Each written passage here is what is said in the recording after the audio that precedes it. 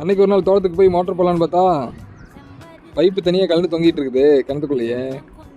சரி இதை நாமளே ஃபிக்ஸ் பண்ணிவிட்டு மோட்டரை போட்டு வரலான்னு சொல்லிவிட்டு ஸ்பேனர் எடுத்துகிட்டு போய் ஃப்ளான்ஸ் எல்லாம் கழட்ட ஆரம்பிச்சிட்டு உள்ளே இருக்கிற வாசர் எடுத்து ஓரமாக பத்திரமா வச்சுட்டு கிணத்துக்குள்ளே அப்படியே ஒரு சைடில் ஒரு வழி இருந்தது, அந்த வழியை இறங்கி போய் இந்த தொங்கிட்டு இருந்த பைப்பை எடுத்து ஓரமாக வச்சுட்டு பைப் எடுத்து உள்ளே சருகி பார்த்தேன். உள்ளே போக மாட்டேங்குது. சரின்னு சொல்லிட்டு குச்சியில் துணியை கட்டி தீயை பற்றி பந்தத்தை காய்ச்சியாச்சு. சரின்னு பைப் ஃபுல்லாக சைடில் ஃபுல்லாக காய்ச்ச ஆரம்பிச்சாச்சு. காய்ச்சிட்டு பைப் லூஸ் ஆனது உள்ளே சொருகினேன். கொஞ்சம் கஷ்டப்பட்டு உள்ளே ஏற்றியாச்சு.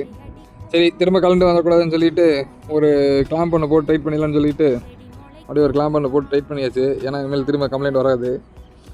சரின்னு சொல்லி பழைய பொசிஷன்லேயே எடுத்து வச்சு கழட்டின ஃப்ளான்ஸு வாசரு போல்ட் நட்டு இதெல்லாம் திருப்பி ஏது பொசிஷன்லேயே மாட்டியாச்சு. அப்படி நல்லா டைட் வச்சுட்டு போய் மோட்டர் விட்டு பார்த்தோன்னையும் கிணத்துல போய் தண்ணி லீக்காக தான் செக் பண்ணலாம். எந்த லீக்கும் இல்லை. காட்டில் போய் தண்ணி விழுந்துச்சு சல்லுன்னு. Meet you in next video friends.